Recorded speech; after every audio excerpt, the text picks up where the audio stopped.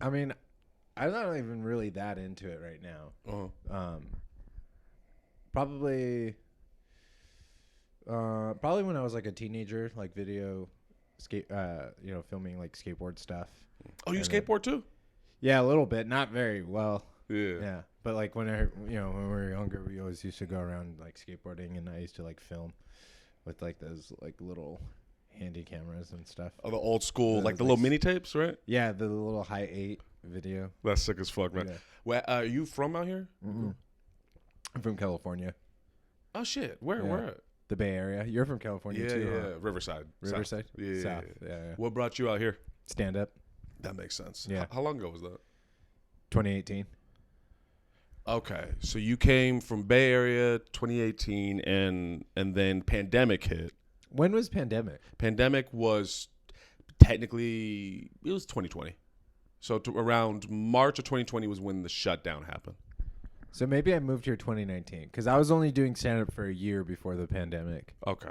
So 2018 sounds a little much because we're going to be in 2023. That means that I'd be doing stand up for 5 years. That doesn't sound right. How long? Wait, so do you count pandemic time? Yeah, I don't know. Yeah, that's fair. What made you decide Chicago? I had a friend who was living here, and he was like, "You could live with me." And it just worked out So, for yeah. you. Yeah. I feel LA's expensive, and then like I'm from like underneath San Francisco area, so it's like Oakland. No, like way underneath, like 2 hours away. So it's like not quite the Bay. It's like it's Bay Area, but it's not the Bay. How people like know. Want to make distinctions? Yeah. But so it's always like it would be like a 2 hour drive to get to like the city. And I didn't have a car, and also the city's like really expensive, and I just like heard through like podcasts and like other like like comedy like podcasts that Chicago was like a place to get like reps in. So it was like here or New York, but New York seemed like not like no there wasn't like an easy transition the way that there was here. I had a friend who lived here, and he was like, you could stay with me until you figure it out. Right. Yeah. And then I just ended up staying with him for the whole year. It just like worked out. Yeah, no, New York feels Chicago, I mean, I think I might want to stay here forever, but Chicago does feel like a good springboard into New York or LA in that there's no industry and there's no pressure in that way, and you can get really good and then go to somewhere like New York and not necessarily take over, but really show off your chops. Yeah, I mean that's what they say, but I don't know. I have no idea. Like I don't know. It's like this is all I know, so maybe that's true. Yeah. It's like people are like, "Oh, you get good in Chicago and then you move." Yeah. And I'm like, I mean, okay. You can get good. I mean, people also move to New York and get good. Right. Yeah. I get you. And people move to LA, and then there are people in North Carolina that are good. Like, I think that you just get good. Mm-hmm. You know what I mean? Like, yeah, granted, like, I am getting better probably being here than, like, if I were back in California. Like, I'm taking it more serious. It's the only thing I do. I'm not distracted by family, like, stuff like that. I don't know if that's like necessarily true for me, though. It's like, is this place making me better? I think that I would be just as good, or just as, not even the word good, but just as decent as I am now if I had moved straight to New York. I don't know if I would be any better or worse if I had like made the move from like California to New York here or LA. I think part of it is me projecting my experiences onto what you're saying then. Yeah. Because the part of not being from LA, being from Riverside, like I was I kind of hit a glass ceiling for myself, and I realized. In Riverside? Oh, yeah. Because we didn't have any old heads. There's nobody who was like me and my class, if you want to call it that. Yeah. We built our scene from the ground up. So we were the old guys, and we had nobody to look up to. And I just realized, like, I can't get better if I'm not around people that are better than me. And so that's why I really love Chicago, is coming out here.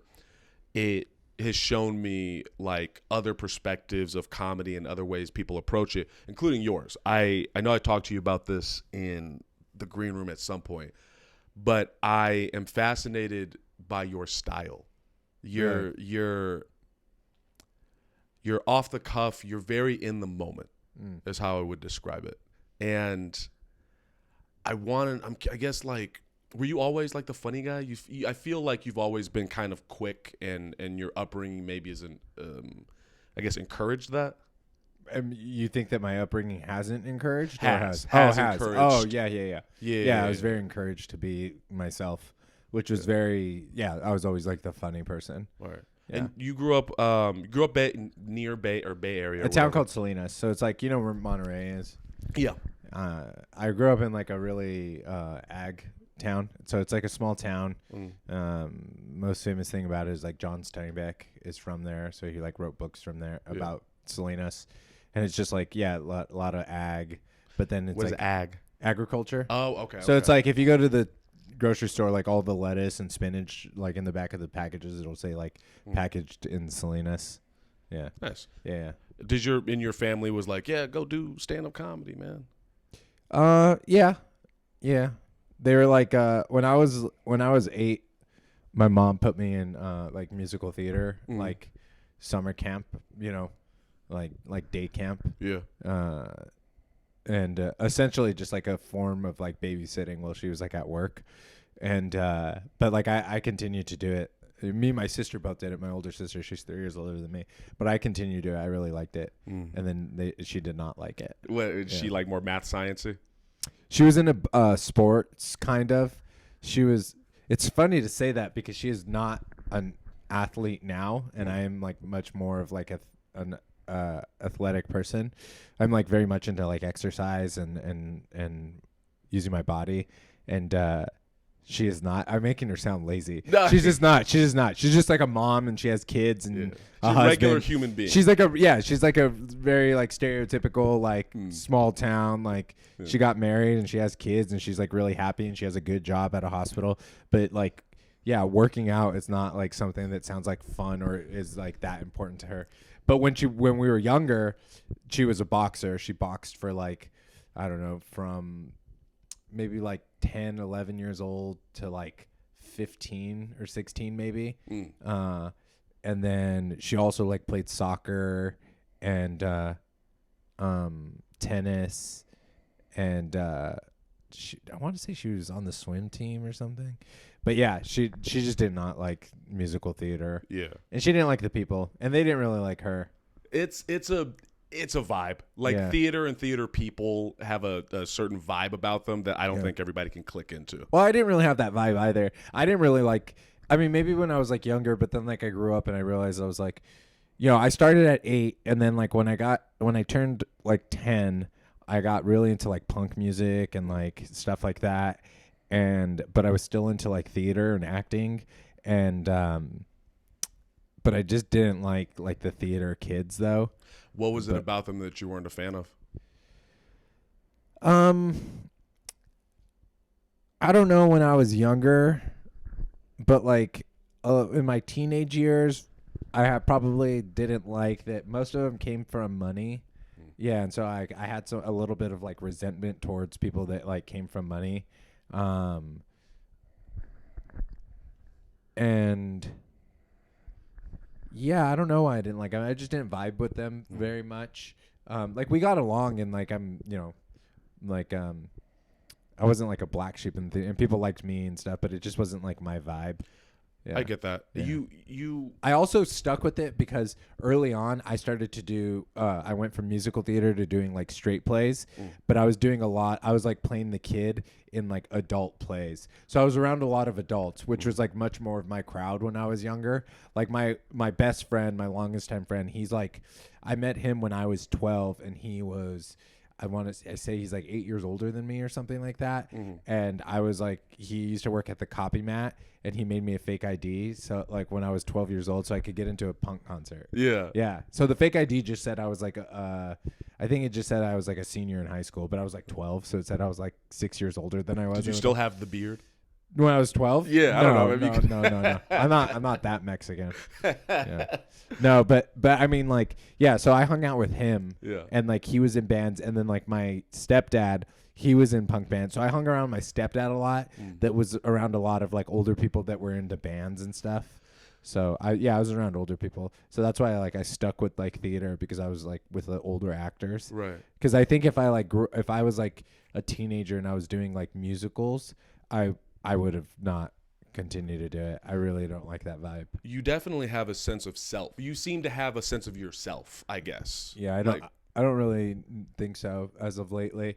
I think at one point why do you say that? I say that because you come off this is part of why I like to do this podcast. It gives me a chance to get to know somebody just on a real level. Like when we go to these mics and these shows, I'm not comfortable. I'm not comfortable at the Lincoln Lodge in the same way I'm comfortable doing this. Really? I guess. Yeah. Why? It's too many different types of energy. Like I've come to realize that I'm a fairly intuitive person and people's vibes affect me. And when there's just one person and I can like lock in, I get your feeling that you come off with. If there's like 7 people here, it's just too much. It's overwhelming. It's almost like it's like you're trying to read a book and there's loud music playing around you. It makes everything hazy almost. Oh, that's funny. Because I feel like I'm able to like sit down and read a book like in a coffee shop where people are coming in and out and there's like music going on, or like on the bus or the train, or like that's where I could like do some more like writing. We're different people in that way. Yeah. And I really want to get into your writing style, but why do I perceive you as someone who's self-confident? I think part of it is your comedy style. Like you being able to roast the way you do and being off the cuff, being so comfortable on stage leads me to believe that you are comfortable in yourself, because my philosophy is, to me the best type of comedy or comedians are the people that have the thinnest line between what they are on stage and what they are off stage. Yeah, I agree too. Yeah. I think that I think it's the same thing with like acting. Like if you're just able to like, just do the thing, and there's not so much technique and whatnot behind it, it is still pretty great and pretty powerful. I mean, and the opposite is also true too. When somebody's just so different from who they are, like on or off stage or in front of camera, on and off, is like pretty amazing too. But Robert De Niro is like Robert De Niro in everything that he does. I can't imagine that he's like so different off stage. Yes. You know what I mean? He's just very good at that. Yeah, he's like very good at that. Like, have you ever hung out with Ken Flores? No. Ken Flores, you know Ken, right? I don't think so. Oh, dude, he's the best stand-up in Chicago. Really? I think so. That's a big statement. I don't think many people would disagree. Okay. All right. Yeah. Ken Flores. Yeah. Look this person. Okay. You're saying? And but he's just so inherently funny. Like on and off stage, he's pretty much the same person. He's always making me laugh. Yeah, that's his podcast. Okay. It's Ken Flores 3000 on his regular thing. I'm gonna have to look this dude up. Yeah, he's somebody on and off stage is just like so much of the same person. Almost where it like doesn't feel like he's writing like jokes. Like it just feels like he's like, oh, this is kind of funny. Let me just like say it. And then there's more to it. Like, like he's a craftsman or whatever. But then there's like someone like Hunter. Hunter is also very like similar on and off stage. But like Hunter is like writing, like they're clearly written bits and they're so smart and funny. But he's pretty much like on and off stage, like the same person. I'm trying to think of somebody that is like pretty different from who they are. But I can't really think. I know that there's somebody that is like a completely different person off stage. Yeah. I don't know who it is. I'm trying to think. If you think of him, let me know. But that when you describe Ken Flores, that's what I want for myself. I want who I am to be fairly obviously you got to turn on something when you're on stage. Turn on or off. Yeah. But I want whatever my authentic self is to be on stage and off stage. And this whole process of me moving out here has been a journey to find myself. And I think that has been like a year and some months now. And when I think about who I was before moving out here, who I am now, it's just it's not that it's a completely different person. It's almost like a person that figured out who they even are. What does that mean to you? I grew up I grew up around a lot of very racist white people, like predominantly white people. And the way my family kind of raised me to survive was like, you need to make these people calm. Like if they're not calm or they don't feel comfortable around you, they're gonna hurt you, which they did. Getting jumped, getting attacked, getting screamed at, having shit thrown at me. Are both of your parents black? Yeah, my mom's just black, and then my dad is black and like Filipino. Oh, okay. Yeah. It was really horrific. I've come to realize, like, where I think that I was gaslit to a really extreme level. Yeah. You ever been around like annoyingly liberal white people? Yeah. Where they do this thing where the I'm colorblind or whatever, you don't even see. Yeah, it's pandering, condescending, tricking. Like I dated women like that, where it's like they're sweethearts and they mean the best, and but everyone is like that though. I think everyone is like that, or everyone has that. Everyone has that Everyone capability. has that. Yeah, not everyone does that. And there's a spectrum of it. Yeah. So like. Yeah. Like, did you grow up around predominantly Mexican community? Oh yeah, for sure. Salinas is like Mexican, super. It's brown as fuck. It's brown and it's white because it's like I said, it's ag. Right. So everyone that owns agriculture is white, and it's super rich white people. I mean, it's the ag business. You know, it's like fucking tech, you know what I mean? Yeah. And then everyone that works for them, the difference between ag and tech is that white people own tech and white people work in tech, you know, but with ag, it's white people own it and then, you know, Hispanic people run it, work there. And so like, yeah, so it was white and it was Mexican. And then some like Filipino people, like my two close friends are Filipino. I dated a Filipino girl for years, but there wasn't like, I was never, I mean, there was like I had like one black friend. Yeah. Like, yeah. I mean, my godmother's black. That was like the closest like thing to, being around black people is like having black family. Yeah. But like outside of that, no friends. Any other type of Asian, not really. Like, it's just not like being in Chicago. Yeah.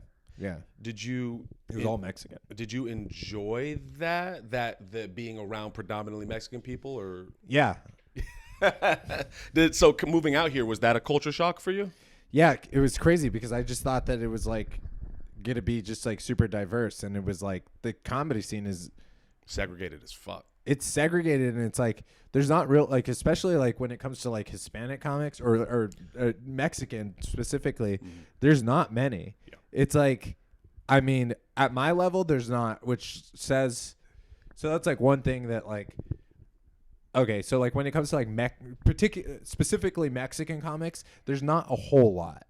And I feel like the ones that do exist and that are like working are like doing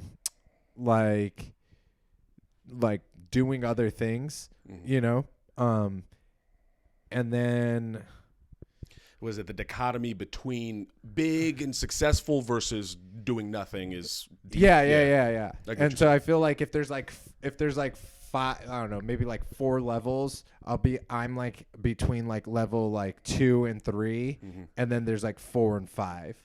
And like 5 is like, was like a Chicago comic, but they're doing like other things. And 4 is like they're doing spots at the Laugh Factory often or something like that. And then there's like that in between. But like at the Lincoln Launch specifically, like me, Tito. Yep. That's about says it all. Huh? Yeah. That pause. I mean, that show Mi Gente is like a Latin show at the Lodge. That's not Spanglish. That's different. It's the same guy that does Spanglish. Ah, okay. But it's the Latin show, and it's like he books the same comics all the time, and it's because there's not a pool to like pull from, you know? And like I've done that show a few times or whatever, and I'm usually the only, besides Mar who runs it, is the only other Mexican. You know, there's like Salvadorians, Honduras people, like whatever. So there's not a lot. Curious, how does it feel, I guess, not being around your community in that same way? Does it feel different? How have you adjusted to that? I don't know. I don't really know. Like, I don't really feel like very like I'm not like very culturally Mexican, you Mm. know. I don't speak the language very well. I Why not? Why didn't your family? I mean, I did. It was like technically my first language. Really? You know, yeah, I mean, it's all we spoke in the house, Mm. but I mean, I also was like speaking Spanish, and like up until the 5th grade, 5th or 6th grade was it? I can't remember, but like most of elementary school, I was in the bilingual classes, so I always spoke Spanish and English. Okay. But then maybe like when my grandpa died, we stopped using it or something. I don't know. We just stopped using it in the house the way that we used to when I was like 11 years old. And then like my stepdad, his family, they all speak Spanish. Everyone in my family speaks Spanish fluently except for me and my youngest sister. But everyone else, my younger sisters, they all do. But if you got sent to Mexico tomorrow, you'd be able to survive and it would come back, I'd imagine. Survive, yeah, maybe. Really? Yeah. Damn. Okay. Probably not, because it's so broken. They'd be like, "Oh, let's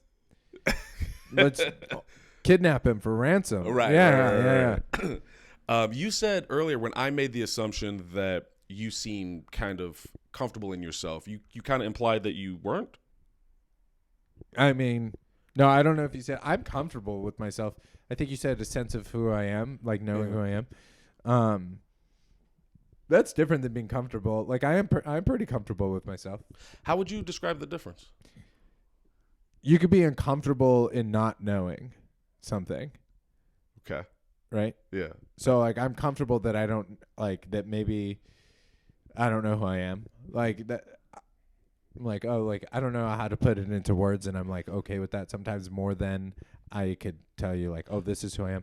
Who you are, that's just such a loaded, difficult question to answer. That's fair. Let me reword that then. Yeah. Like, would it be like feeling comfortable in your skin is just simply I guess it is a loaded statement. It's just so hard because I have like both. Like, yes, I am very comfortable with who I am, and I do have like a pretty good sense of like who I am. Mm-hmm. But like also at the same time, I don't. You know, I think that.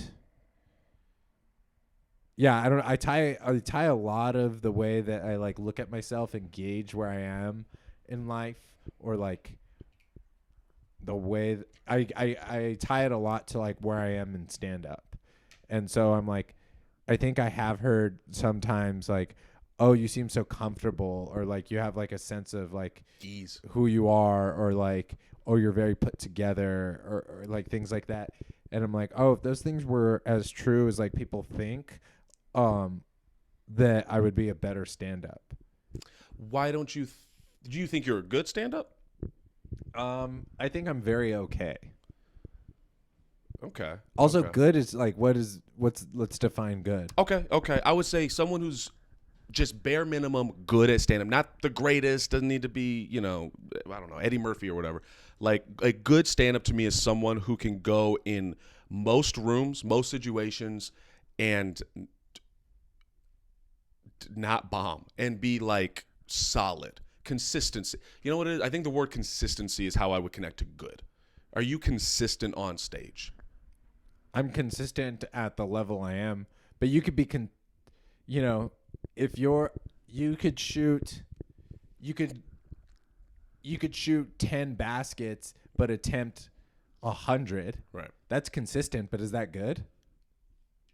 No. I would say if you're shooting 100 baskets and you get about 80 of those baskets, this is getting weird. If you shoot 100 baskets, about 80% of those baskets, I would say, okay, that's a good. I do okay every time. Mm-hmm. But like I can't.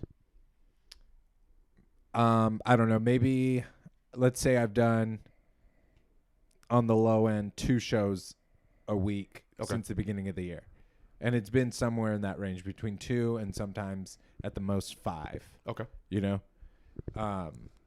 But I have at least 2 book shows a week, right? Times what's that like? So that's 8 shows a month at least. Mm-hmm. So that's 96 shows a year, about. Okay. Right? Out of 96 times, I think I've crushed where no one undeniable, no one did better than me. no one was gonna be able to do better than me. Maybe one time this year.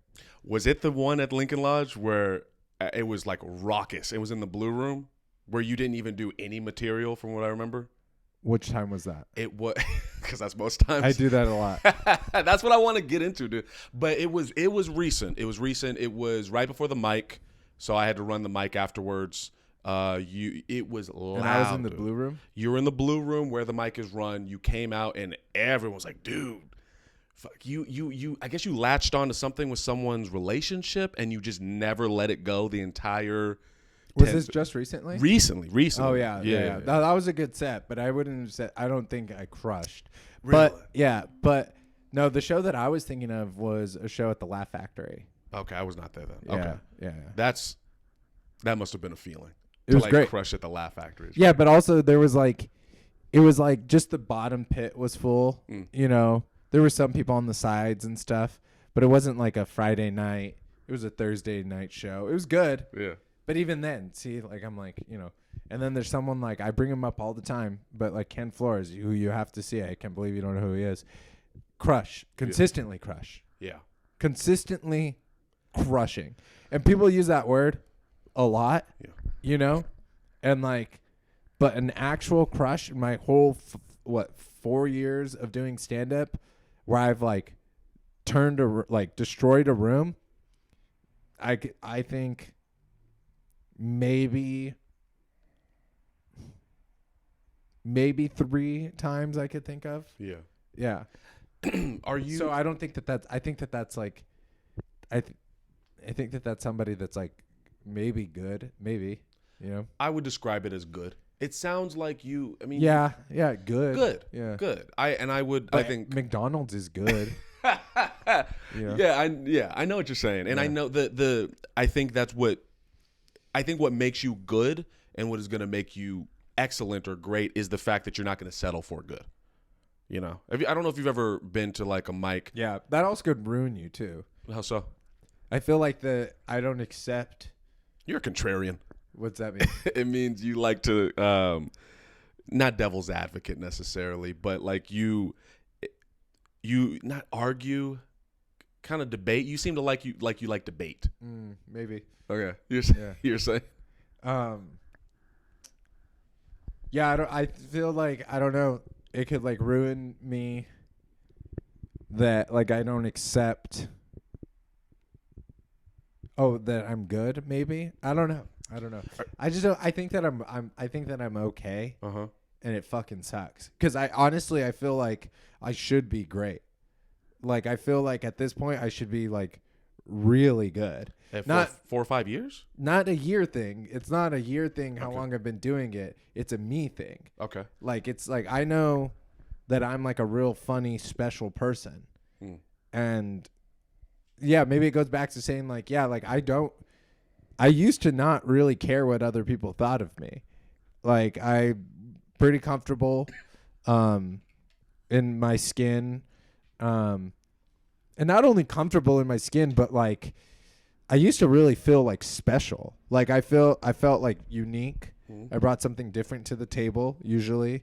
And people walked away with something only I could give them, you know? And then I don't feel like I do that like within stand up. I feel like somebody that has those things and like it's like an ingredient or not an ingredient. What is the word that I'm looking for? It's like a recipe for like somebody that is exceptional, you know? And I feel like I feel there's so many people that are just so beyond me that have been doing it for less time, that are not even as funny.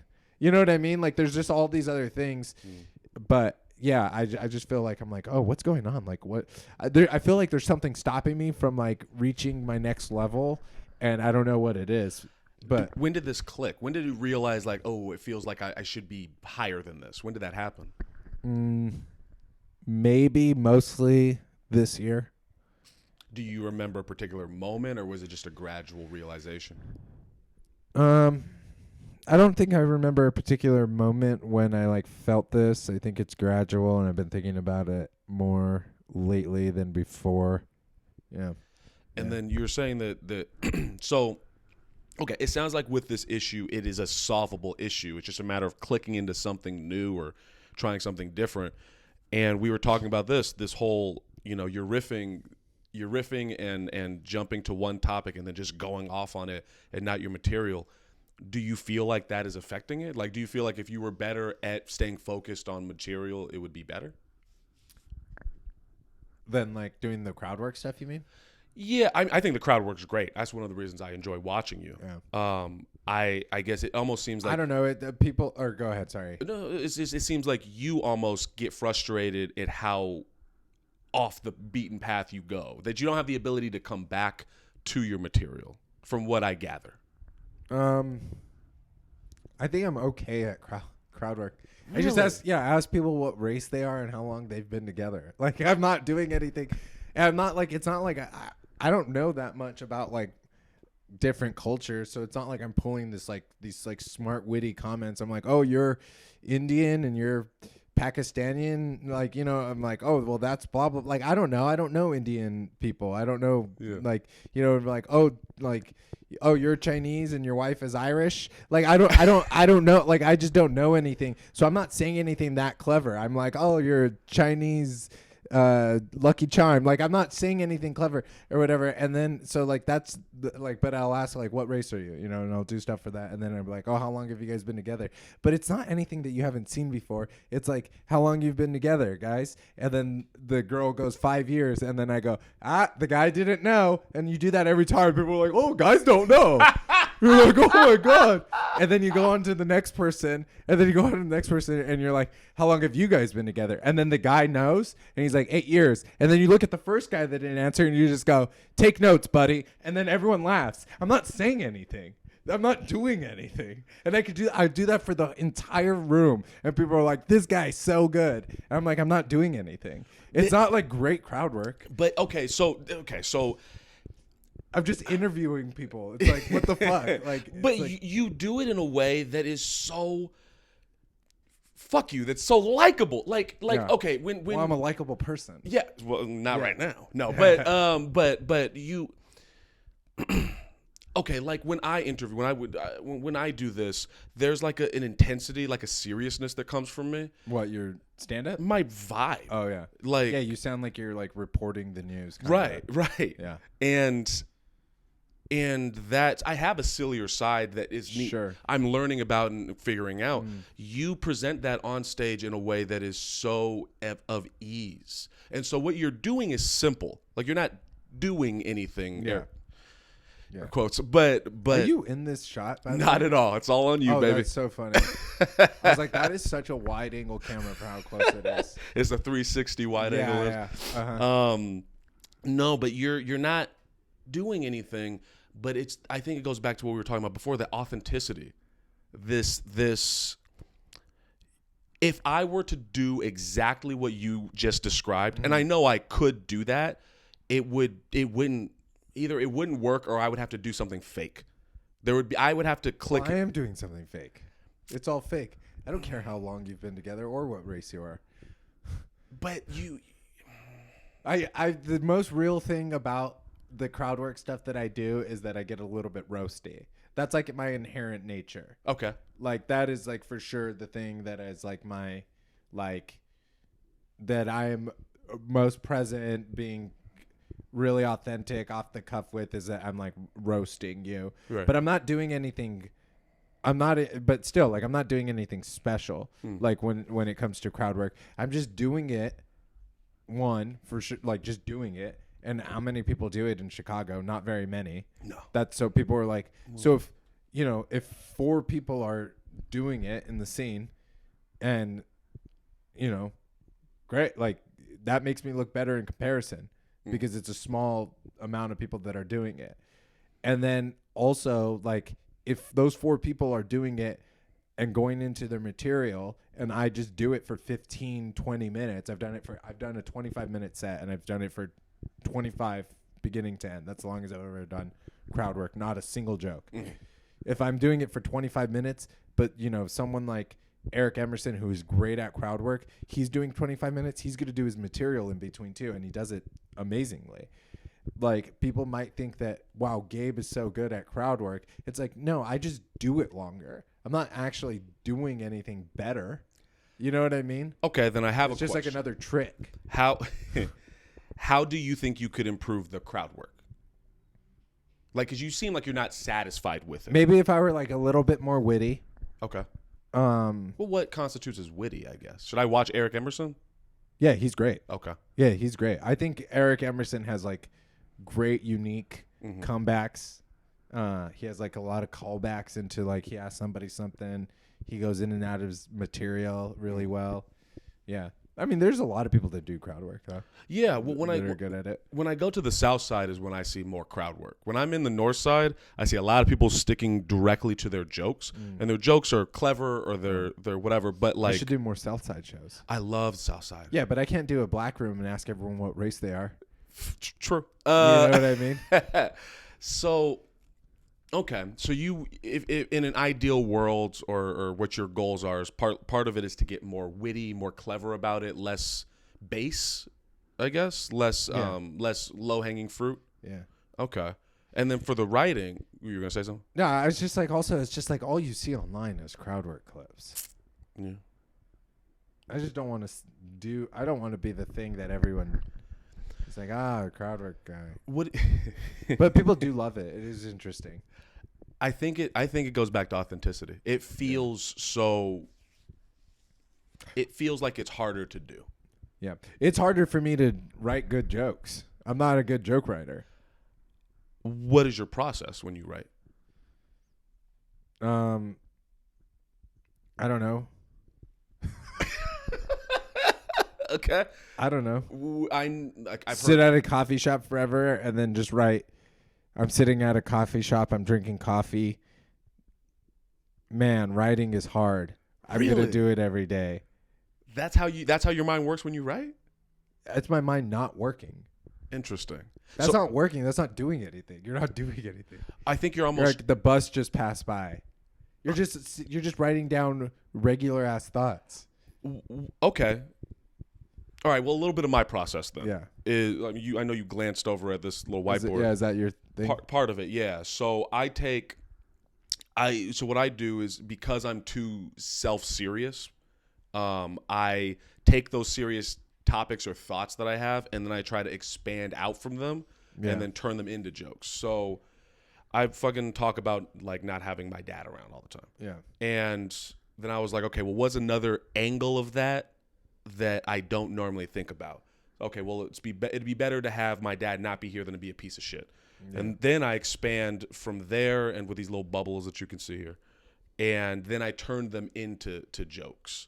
And, that's a whole process in and of itself. But it's almost like, it sounds like when you're writing, you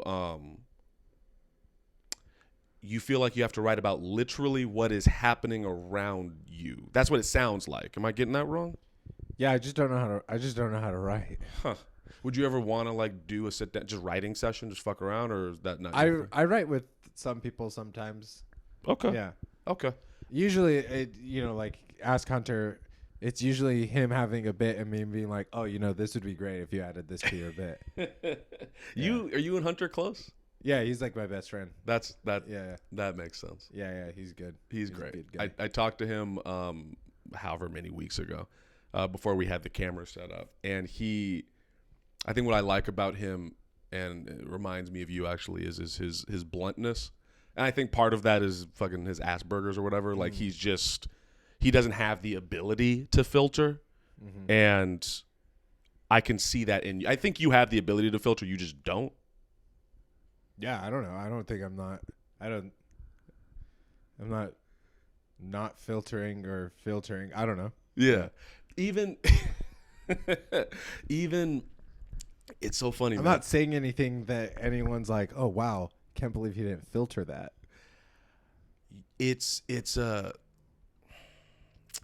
I think it's funny because your answers of, I don't know, it is what I think makes you enjoyable. You just, well, how do I do that on stage, and how do I do that into my writing? I don't know why I'm asking you. I mean, I don't know. Yeah. And that's the type of stuff I like to talk about. I don't know. Like, we seem very different in thought process. Like, I think it would be fair to say someone listening to this, whoever listens to this, would say that I overthink and you potentially underthink. No, I overthink. You overthink? Yes. I totally overthink. If I wasn't overthinking, I'd be able to write more. You know? If I was overthinking, I would just be able to probably be like, oh yeah, I am a good comic. Or like, I am a good crowd work comedian or whatever that means. I would totally overthink. Have you always had that? Have you always been an overthinker? I don't know.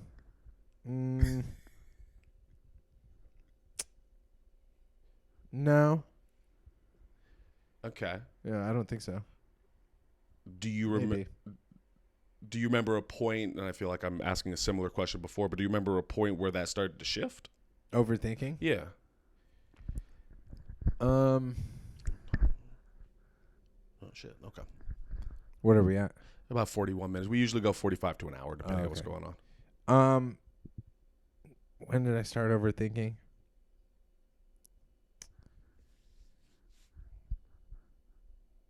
I don't know. Maybe when I started doing comedy and started bombing. I don't know. Yeah. Maybe maybe when I saw people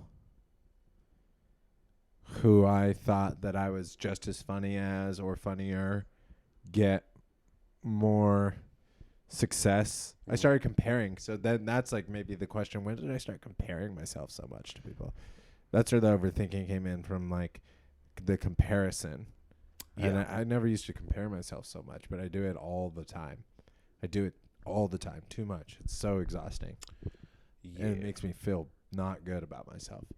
Same. Yeah. Same. And then when it makes me feel better, it doesn't make me feel that much better. Right. Like, like the show that you were talking about, I had a great set. I had the best set that night. And no offense to the other comics in there, but they're all much younger than me. And so like, just time-wise, I had time and I'm just a better comic. Right. You know what I mean? So like, I'm like, oh yeah, I did great. But then there's a comparison thing. That's like a comparison. That didn't make me feel better. Instead of just, if I didn't compare, I would have just walked away probably being like, that was a good set. But I was like, that wasn't a good set. That was just good in comparison to 3 people that went up before me that have only been doing it for a year, and that's that. Like, I feel like that was like a shitty thing to say. No. I was the best comic on the lineup. But sometimes it happens. You're the best comic on the lineup. Yeah. That's all I mean. Like, I don't think that I'm the best comic or even one of the best comics in Chicago, but I just happen to be one of the better comics on that lineup that night. Anyway, the comparison thing, it doesn't make me feel better. Yeah. I mean, momentarily. But, it would probably make me a better comic if I just was like, that was a good set. Here's how it could get better, and then walk away. Or like, that was a good set. Here are the notes. This is what made it good. And then just repeat that. But I don't. I'm like, did I do better? Did I have the best set? And then I'm like, oh, fuck. Like, I had a great set, and then someone goes up after me, and then they crush. When I'm like, God damn it, that set wasn't as good. This person's better. Or like, so-and-so's doing great. That isn't like somebody I consider a funny comic or whatever. I'm like, fuck, they're doing better than me. Like, or like if I'm like not doing that great. I don't know. I just compare too much. It sucks. I hate it. I can't stand it. I guess I have to agree with you then. I do the same. Yeah. It's no, you know what? I compare myself, but the thing I really have an issue with, and I almost started doing it right now, I was about to just take a breath, think. Okay. So I do the comparison thing, but I also hyper focus on what another person is potentially thinking about me. Yeah, I do that too. Yeah. Like in the beginning of this podcast, it's eased up a lot more. Like I feel more comfortable now. Yeah. But in the beginning of it, I know there's no intro. It just is. Yeah. And in the beginning of this podcast, there was a feeling of probably stiffness on my part. Like you were saying, I almost come off like a reporter. Sure. And in my head, I was like, oh fuck, we got another hour of this, and what if he hates me now, and what if he doesn't like this, what if he regrets all of this stuff, and you could be thinking that, I don't know, but I'm working on like not projecting the thoughts in my head into yours. I don't know what the fuck's going on in your head. And it's, I don't know what makes it so hard, because it on the surface it should be easy. Well, just don't compare yourself. Well, just don't assume people's thoughts. But I don't know how to fix it, if there's even anything to be fixed. Well, this got dark. No, I mean, I don't know how to. I mean, I do know how.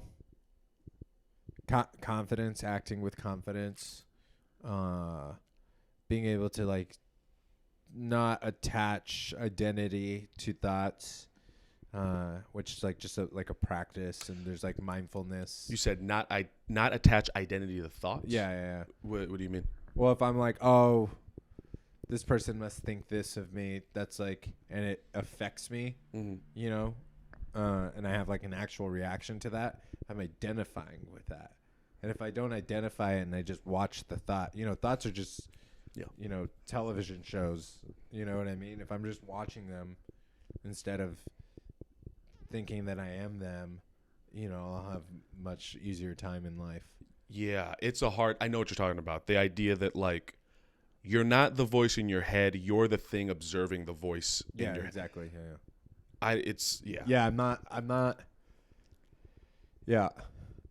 I am the observer and the thing a lot too much. Right. You know, I'll be both. Yeah. And then I'm the observer watching it happen, and then I just have a lot of judgment towards myself. I judge myself incredibly.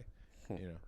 Like that's like being affected by something that you think that somebody's thinking of you, that they may or may not think of you. And if anyone's thinking anything shitty about somebody that's doing stand-up, like, that's a waste of their time. You know what I mean? Like, I don't look at comics that are bombing, and if I'm judging them, like, that's not doing anything for me. Maybe it's, like, feeding my ego a little bit, but it's not going to be making it. That doesn't make you a better comic. You might think that it does because it boosts some sort of confidence, but it's not real confidence. Real confidence is like doing the work, writing, you know, riffing, and having good sets. And people that do that enough don't need to like worry about what other people are doing, you know. And sometimes I get into that. I worry about what other people are doing, and then I start to judge myself because of it.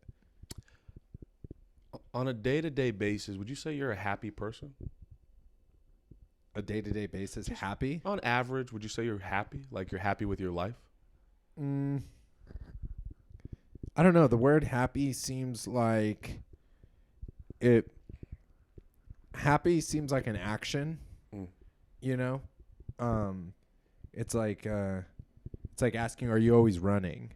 You know, it's like, well, I run every day, and I run for periods throughout the day, but am I always running? No, like I got to take a break. Like, so am I? I can rephrase. Are you content? Satisfied? There are things that I'm satisfied with, yeah. And there are things that I'm content with, yes. And there's I think the best way to describe what I am every day is, I don't know. Maybe lately it feels like I'm in a little bit of a battle to live life with more ease than I do. I'm not as easygoing as I know that I can be. So yeah, I don't know. I'm not unhappy. I mean, I'm just as unhappy as I am happy, and everything in between. Yeah. But I mean, there have been periods of my life where I was like just such a happy person. I'm not that right now, but that's not like sad or dismal or anything. I guess nothing is fixed. No emotion is going to ever be fixed. Yeah, it's not fixed. Yeah. Right. But I'm more happy than I am angry. I'm not like an angry person. Well, that's good. Yeah. That's healthy. Yeah. All right. Yeah. There's a lot, maybe sad. I'm not sad. Yeah. I do feel, I don't know. I don't know what I am. I don't just answer that. Happy or yeah. I think that's a really perfect way to end this podcast. Cool. All right, let's take this picture. All right.